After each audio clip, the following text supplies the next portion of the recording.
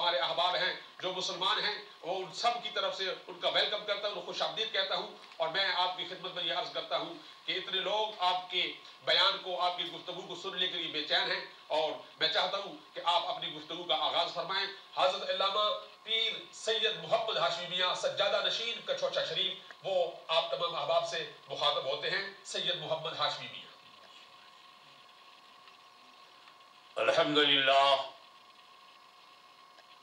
لله نحمده ونستعينه ونستغفره ونؤمن به ونتوكل عليه ونعوذ بالله من شرور أنفسنا ومن سيئات أعمالنا من يهده الله فلا مضل له ومن يضلله فلا هادي له ونشهد أن لا إله إلا الله وحده لا شريك له ونشهد أن سيدنا ومولانا وحبيبنا وشفيعنا وطبيب قلوبنا وشفاء صدورنا وغوثنا ومعيننا وقطبنا وفريدنا ونظامنا وسراجنا وولاءنا وأشرفنا ونور عيننا محمدا عبده ورسوله صلى الله تعالى عليه وعلى آله وصحابه أجمعين. أما بعد، أعوذ بالله من الشيطان الرجيم. بسم الله الرحمن الرحيم. إني جاعل في الأرض خليفة. صدق الله مولانا العلي العظيم وبلغنا رسوله النبي الأمين الكريم ونحن على ذلك لمن الشاهدين والشاكرين والحمد لله رب العالمين. إن الله وملائكته يصلون على النبي يا أيها الذين آمنوا صلوا عليه وسلموا تسليما. اللهم صل على سيدنا ومولانا محمد وعلى آل سيدنا مولانا محمد وبارك وسلم كما تحب وترضى بأن تصلي عليه صلاة و سلام علیک یا رسول اللہ. حضرات سامعین و ناظرین، آپ میری طرف سے مبارکبادی قبول فرمائیں اور نور ٹی وی کے ذریعے جو خالص مذہبی اور غیر سیاسی نقطۂ نظر سے انسانیت کی پیاس کو بجھانے کے لیے اور ان ہیومن ویلیوز کو ڈیولپ کرنے اور ٹیک کرنے کے ارادے سے جو ایک روحانی اور مذہبی سلسلہ شروع کیا گیا ہے، اور اس میں علماء اہل سنت برطانیہ نے جو بڑھ چڑھ کر کے حصہ لیا ہے، اور اس وقت بھی میرے پیش نظر حضرت مولانا علامہ مفتی گل رحمان صاحب ہیں، اور ابھی میرے تعارف میں مولانا حافظ الرحمان صاحب کو جو کچھ کہنا تھا کہا ہے. مولا تعالیٰ ان کے کہے ہوئے الفاظ کو قبول فرمائے، میرے حق میں دعا بنائے. لیکن اصلی حقدار دعاؤں کی وہ بطل جلیل ہے جس نے اعلان بھی کیا کہ ہم سنی مسلمانوں کا ایک ٹی وی چینل شروع کریں گے.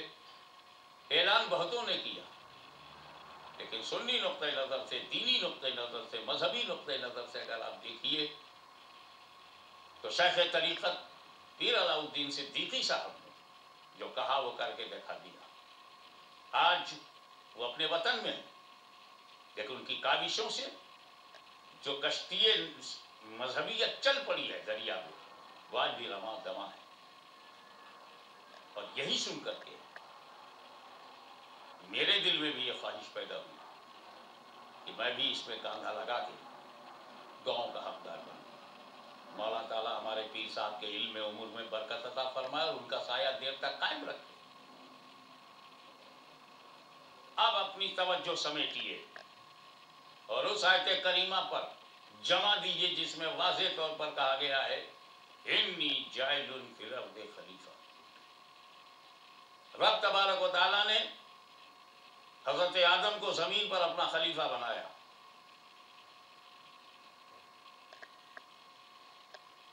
اعلان کر دیا یہ میرا نائب ہے اور یہی میری شریعت کو نافذ کرے گا. prophet in a human structure, with human body, حضرت آدم علیہ السلام. نہ زمین نے انکار کیا نہ آسمان نے، رب کا اعلان ہے. نہ فرشتوں نے انکار کیا. رب نے کہا تھا انی جاعل فی الارض خلیفہ، میں زمین پر آدم کو اپنا خلیفہ بنانے والا ہوں. کریٹر نے کہا تھا کریشن کو مان لینا چاہیے تھا. خالق نے کہا تھا مخلوق کو سرنڈر ہونا چاہیے تھا. لیکن ایک کھڑا ہو گیا نہ ماننے والا. اور قرآن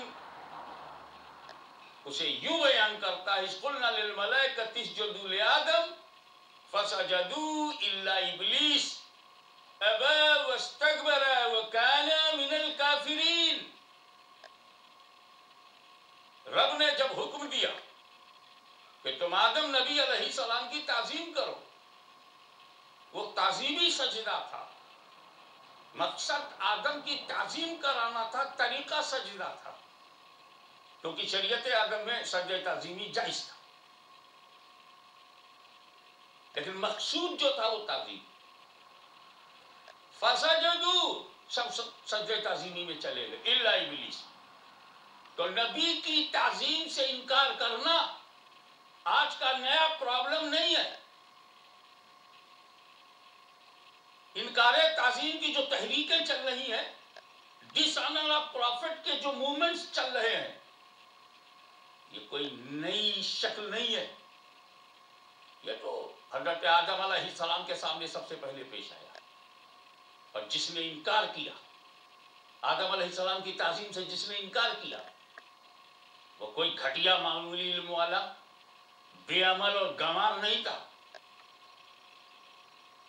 زبردست علم. اب اتنا علم کہ آج امریکہ سے لے کے فجی تک کسی کے پاس اتنا علم نہیں ہے. فرشتوں میں بیٹھتا تھا، جنت کے دروازے اس کے لیے کھلے تھے. 6 کروڑ برس کی عبادت اس کے ساتھ تھی. He worshipped Allah Almighty near about 60 million years. اتنا بڑا عبادت والا، اتنا بڑا تقوی والا، اتنا زیادہ علم والا.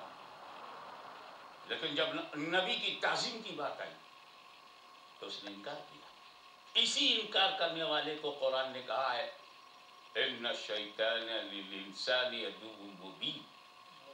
اسی انکار کرنے والے کے لیے تمام امت متفق ہے کہ قرآن ہم بعد میں پڑھیں گے اعوذ باللہ من الشیطان الرجیم پہلے کہیں گے. ہم اللہ کے ماننے والے ہیں، ہم اس کی رحیمی کریمی اور رحمانی کے طلبگار ہیں. ہم ہر کام رب کے نام سے شروع کرنا چاہتے ہیں. لیکن جب ہمیں قرآن پڑھنے کا موڈ ہوتا ہے تو ہم سے یہ نہیں کہا جاتا کہ بسم اللہ الرحمن الرحیم سے شروع کرو. ہم سے کہا جاتا اعوذ باللہ من الشیطان الرجیم سے شروع کرو.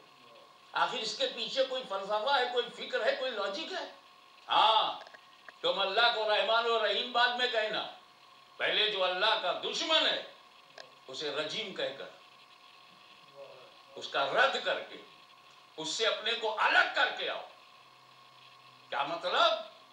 محبت خدا تبھی معتبر ہے جتنی دشمن خدا سے جدائی ہوگی. دشمن خدا سے تم جتنی نفرت کرو گے، محبت خدا اتنی ہی معتبر ہوگی.